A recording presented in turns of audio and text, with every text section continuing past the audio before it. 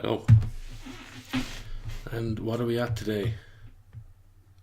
Um, Following on from the last video, in this playlist anyway, about parenting and governing styles. In that we looked at the strict father model of parenting, or the strict father model of governing, and the nurturing parent, I'm forgetting it already, the nurturing parent model. And today we're going to look at some personality tests that test different traits in people, different personality types. Two in particular, well, two especially. The Big Five personality type, or test, and the Myers-Briggs or the Jungian typology test. We're going to look at them a little bit, what they're made up of, what they consist of, and how they approach explaining a personality type. And also we're going to look at some studies after that on each of them, and what details we can glean from that in terms of gender and how they spread out across different personality types. Is there certain types that women take, and is there certain types that men take? And if so, which types? So we'll have a look at that, and we'll have some concluding remarks then at the end, which will help pave the way towards the next video in this series. So let's get into it.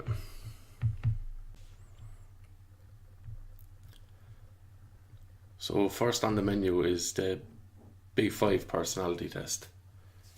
And what it is, it's a psychometric assessment which seeks to measure a person's personality in relation to 5 traits.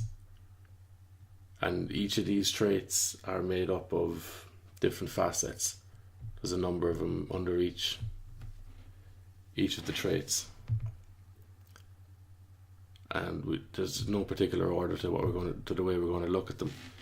But extroversion is the first we look at.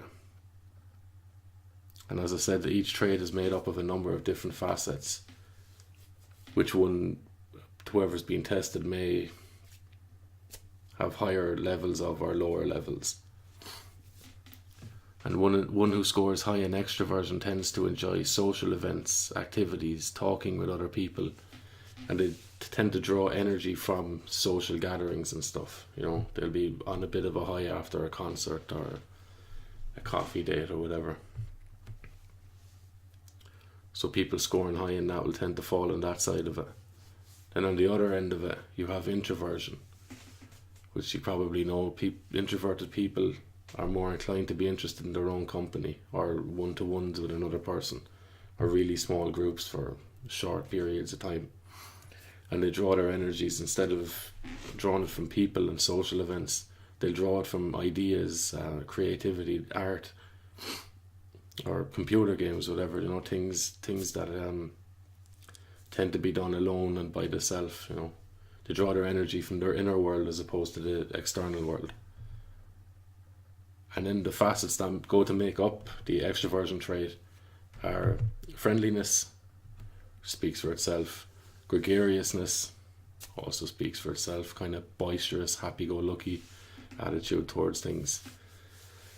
Assertiveness as well, which you'd kind of assume that if people are extroverted, you'd kind of tend to project a bit of assertiveness onto them, you know, but that might not always be the case. Like, you could have someone who really enjoys social events or really enjoys getting out and interacting with the world, but they might not be that assertive, and we'll probably comment on that then in the next trait as well.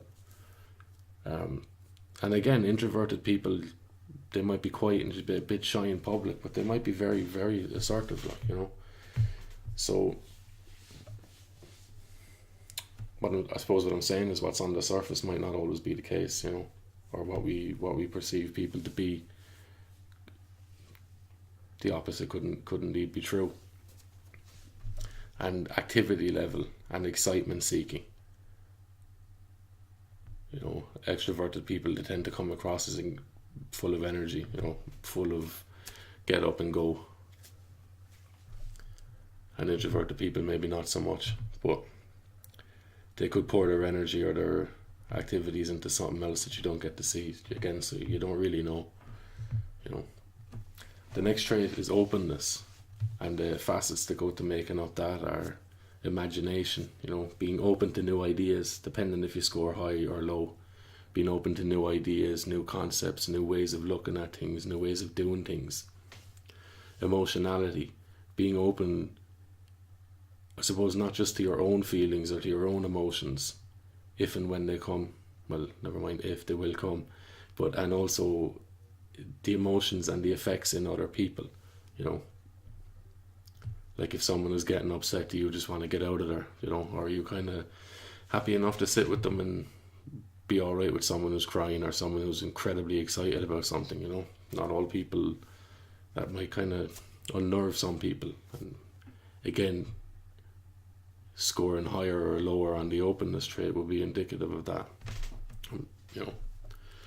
Liberalism then is the next facet, and I suppose this is in terms of how you view an individual's interaction with society, with culture, and with the world at large, you know.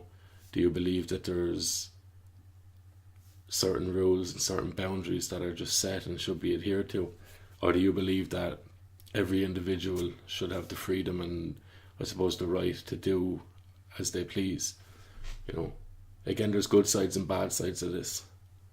Potential good sides and potential bad sides.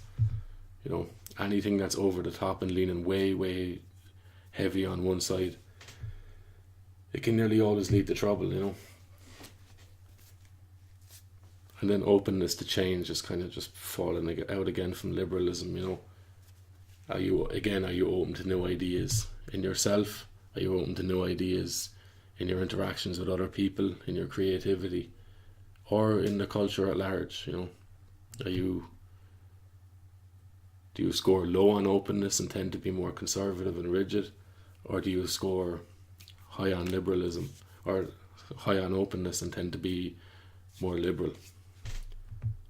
Again, as we go on, we'll probably look at some of these a little bit more, and as we get to the end, we'll definitely talk about some of the pros and cons of each of these. So the next trait, number 3, is conscientiousness. And people that score high on this, they'll have the ability to think things out and think things through.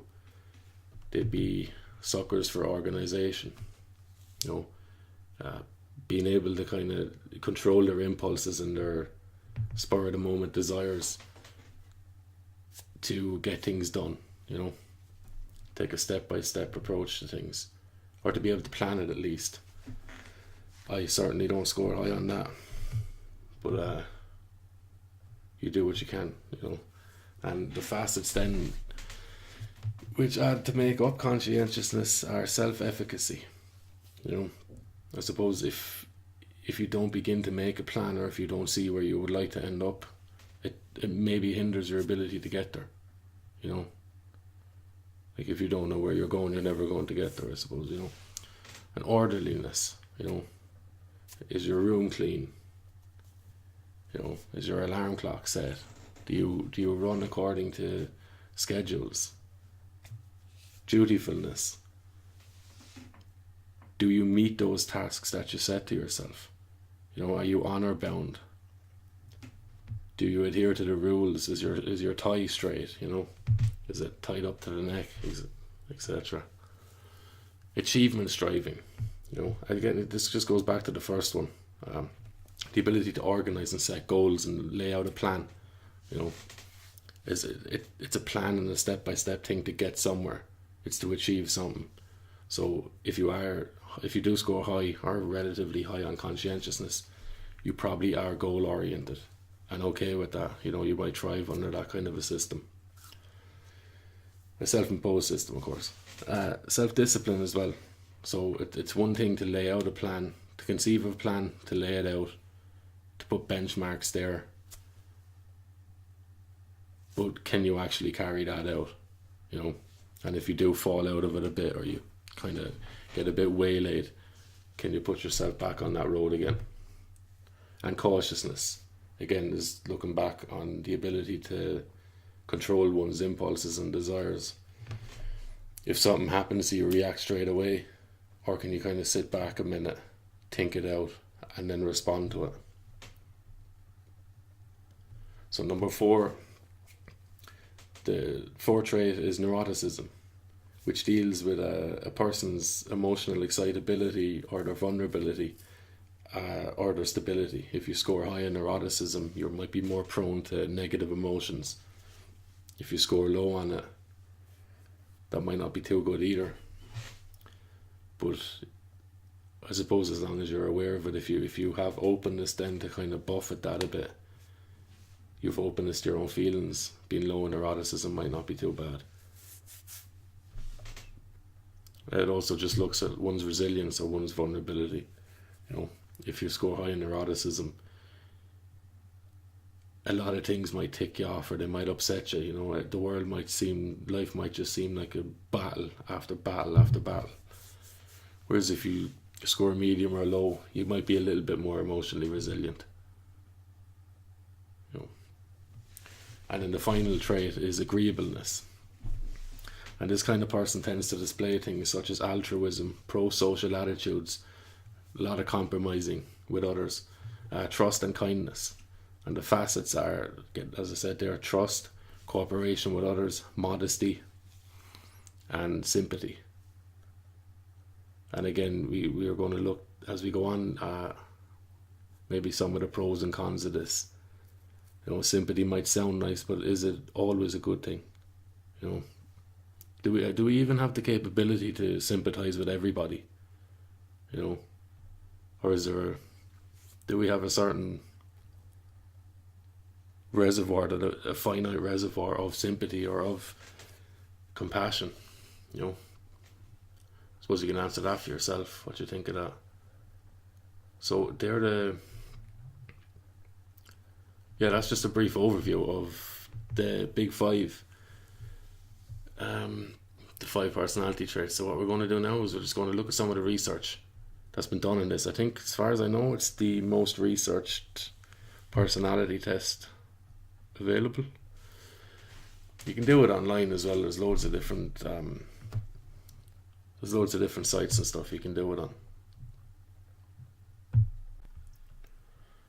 So now that we've seen what it does, let's see what it can tell us about differences between genders. One of the first differences between men and women, or maybe 3 differences, is that women tend to score higher on traits of extroversion, agreeableness, and neuroticism. And you can kind of see how scoring high in extroversion might lead on to the 2nd and 3rd high scores in these traits as well. For example, if, as we said earlier, if you're extroverted, you're more inclined to seek engagement with the external world and with people. And couple that with being agreeable, which means not wanting to upset others or kind of wanting to keep an equilibrium between people and interactions, means you're probably going to shy away from voicing your real thoughts or your real feelings about things, or your real beliefs even. And then this is naturally going to lead to neuroticism. You're going to feel maybe self-guilt or self-loathing or even a resentment towards yourself, because you're meeting with people, you want to get on with people, so you're kind of burying aspects of yourself.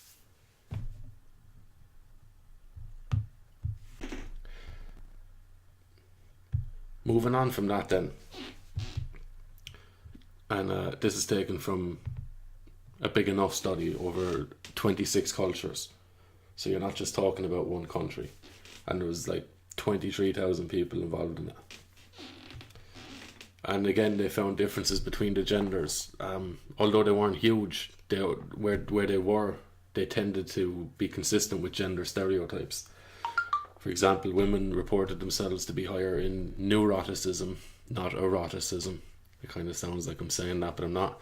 Agreeableness, warmth, which is a sub-trait of one of the traits, and openness to feelings, whereas men were higher in assertiveness and openness to ideas. So whereas a woman, the kind of cliche, a woman will want to talk about how she feels about a problem, and a man, upon hearing that, or in his own situation, he would be thinking of ways to overcome that problem. So there can be clashes there between men and women. Or again, not even men and women. Men could possess those traits that tend to be more stereotypically female, and women may possess more stereotypically masculine traits. So again, it's personality traits. It's not people types or gender types. So men and women can possess either or. And what this research showed as well was there's an idea called the social role model, and that's, you might hear it lately, of like everything is a social construct. So arguing from this model, you would say that the idea of gender roles, or what a woman is, or a way a woman is, or a female is, it's socially constructed, in that it's culturally created, these roles are, and it's kind of systematically or systemically imposed on the person who happens to be male or female, with the idea being that if these cultural or societal pressures weren't on men and women to be or to act a certain way, then you wouldn't end up with gender stereotypes, because men and women would just naturally kind of merge in their interests. And what this research has showed is that that's just not the case. Because gender differences were more pronounced in European and American cultures, in which traditional sex roles are minimized. So in more gender egalitarian societies, where there's no limits on what a woman can do, for example, or what a man can do, women and men tended to lean towards professions that were more stereotypically male or female, given the gender of the person, and also towards personality traits.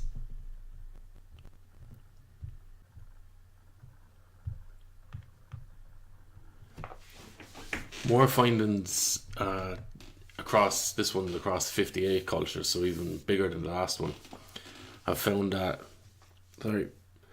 men generally score higher for Machiavellianism, narcissism, and psychopathy. They're called the dark triad traits. Machiavellianism, the kind of end justifies the means mentality to attaining things, or to getting what you desire. Men might be a bit more okay with kind of stepping over a couple of bodies to get to where they need to get,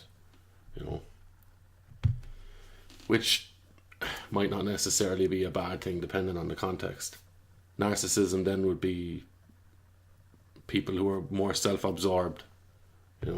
They can only see things through the lens of how it affects them. And psychopathy then are obviously psychopathy, which is an inability to relate, I suppose, an inability to feel for others, or to experience life through the eyes of another person, And again, obviously they kind of blend in together, as with the previous three traits that women scored higher in. If you have psychopathy, which is an inability to empathize with others, mixed with narcissism, being self-absorbed, it's natural that you're going to find it more easy to step over a couple of bodies to get what you want, or maybe even bury those bodies along the way,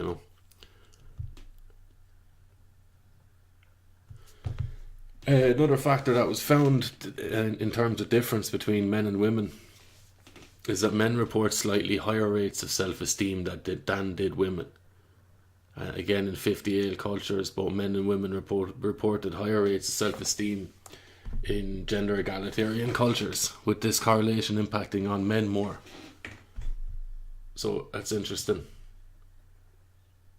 But again, as women score higher in neuroticism, their self-esteem is probably going to be lessened as a result of that, or coupled with that. So it might be natural that men might score a little bit higher than women. But the interesting thing there is both couples, I was going to say, both genders, both men and women, report higher levels of self-esteem in cultures where there's more egalitarianism amongst the genders. Both genders are kind of free to pursue their own interests and their own values, their own beliefs, etc. And I suppose and again, yeah, that it impacts on men more. So men experience a higher boost in their self-esteem the more egalitarian the society is amongst genders, which kind of makes sense, because if you look at a male-dominated culture, like proper, patriarchally dominated culture, where women are seen as possessions or trading tokens or means to kind of boost your family's position, in terms of selling off brides for marriage and stuff, where the best a woman can hope for is that she marries a halfway decent man. Like, if you're a man in a more egalitarian culture and you're pursuing a woman and you get that woman and you're going out with that woman, you're going to probably innately know that this woman has a choice here and that she's with you because of you, as opposed to just seeing herself as an object to be taken by a man. So that self-esteem might make sense there.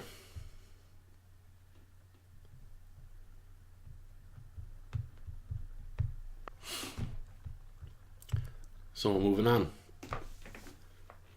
kind of similar to self-esteem, we have subjective well-being, and again this is in the 58 cultures as well, but men reported slightly higher levels of subjective well-being than women. And again, in more gender egalitarian societies, both men and women reported higher levels of subjective well-being. Again, this impacting on men more. So the more kind of egalitarian it is amongst the genders, the higher the rates of subjective well-being in men and women, which kind of indicates then that, like, it's not in man's interest, or I suppose it's not in women's interest, to be beating down the other gender or to be oppressing or subjugating the other gender in some way, At least this is what these things, research has shown us or whatever. Like, we need research to tell us these things, really, Some things just don't need to be found out. They can still be known, just through living in the world and interacting with folk, In terms of depression, both genders report lower rates of depression in gender egalitarian cultures. No surprise, given that both parties are allowed kind of follow their own intrigues, follow their own interests. But again, like, where this stuff can get hijacked is like, how are you defining egalitarian, How are you defining equality amongst the genders? And has it become, has it kind of manifested organically through the people, through the culture, through the nation? Or is it being forced on people, Is there a specific type of equality being forced on people, And if there is, then that's not good, because you have an outside factor, a third factor, enforcing things that maybe aren't stereotypically natural to the other two parties, given men and women, So that can mess things up as well, And again, the impact of this is was stronger on men, So now, an interesting one here: gender and social dominance orientation. This has been given a number of definitions, but the original definition is the higher the rate of social dominance orientation that you would have would indicate a higher rate of in-group preference, so a desire for your people to prosper and to do great and to kind of build hierarchies of merit, dominance and ability, And obviously a lower rate in that then would mean that you would have less interest in seeing your own people thrive in some way. So across 54 cultures, men generally reported higher rates of this trait, and it didn't vary as opposed to the previous ones. This didn't vary in gender egalitarianism, in gender egalitarian cultures. So regardless of what way the genders are pitted against each other or what way they're interacting in the culture, social dominance orientation still appears to be a male thing, stereotypically male thing, but a male thing nonetheless. Now, one of the later definitions of this, instead of looking at man's desire for his own in-group to flourish, they've tended to ignore that aspect of it and focus on the idea that if you're preferring one group, you're desiring suffering for another group. So they have, I suppose that they would look at it this way, as that the higher your rate of social dominance orientation, the higher your rates of xenophobia or racism, or bigotry. Which it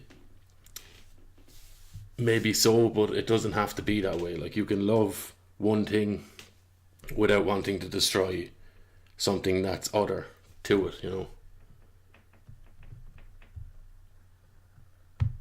So I think. So let's have a look at values now, depending on what you scored in this personality test. Got lost there for a second. Women have reported higher levels of benevolence and universalism, which is a desire to do good, and not only to do good within your own people, but to do good in the world at large, the universe. We'll get to it in a second. Men report higher levels of power, achievement, and hedonism. Benevolence is valued equally across genders in egalitarian societies. So there you go. The desire to do good is kind of balanced out if people are just naturally left to follow their own desires, their own goals and objectives, not just like hedonic desires, because that might lead to chaos.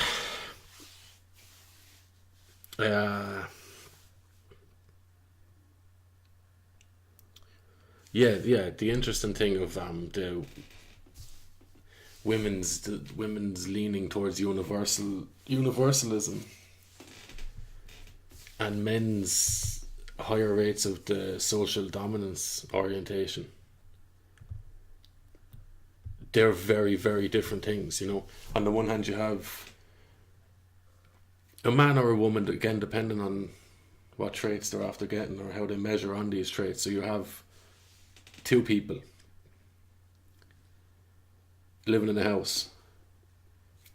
One person wants to look after the house and the other person in that house and themselves. That's mainly their interest. Now, the other person in the house wants to do good and to look after not only the people in the house and themselves, but also everyone outside. And also couple that then, or add to that, a high level of agreeableness where you find it hard to say no to people. And extroversion, high levels of extroversion, where you want people to you need people, I suppose, to feel like you're a part of something. They're all tend to be intermingled, but is there not going to be conflict built into that system? So you might have one person who has a shut door policy in terms of their house and another person who has an open door policy or welcome all policy. Is that not the recipe for conflict? And then if you sprinkle on top of that the formula that both people have an inbuilt right to follow their worldviews, to the bitter end. Like, it's nearly a given that there's going to be conflict. So then when you look at that, take that example of the single house, and you add a country to that where it tends to be like 50-50 in the population between men and women, and just assuming that these leanings toward openness, agreeableness and extroversion from women, and kind of the opposite from men, just say that these are a given. Genders are the way they're stereotypically portrayed. That kind of goes a long way towards explaining some of the problems you see across countries these days. The one hand you have conservative people who want to kind of shut up shop and maintain and look after what's going on in the country, and then you also have a pretty vocal opposing side that doesn't want that, doesn't see the logic in it, doesn't understand the idea of maintaining any kind of border or shutting people out. I suppose they would see it as shutting people out, whereas the other person would see it as looking after who's already here, or looking after their own in-group.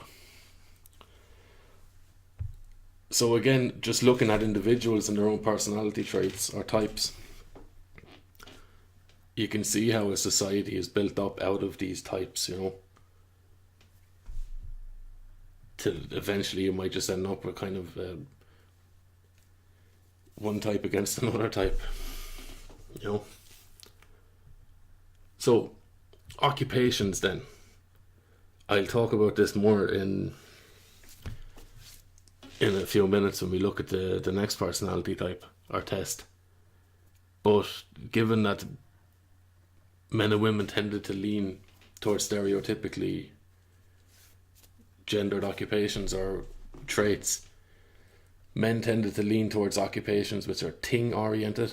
So sciences, the study of objects, whatever, the building of objects, engineering, mechanics, etc., maths and stuff, STEM models. Women lean towards people oriented professions, so teaching, nursing, counselling, whatever, social work. And this is found in a study across 53 cultures. And again, in more gender egalitarian cultures where men and women are more free to kind of flow and to follow their own personal interests. In 44 nations, the study was found that the interest in STEM subjects was related to genders and was more pronounced in these cultures. So men tended to take up the vast amount of places in STEM subjects. And again, women tended to take up the vast amount of places in psychology subjects or counselling subjects or nursing or teaching subjects,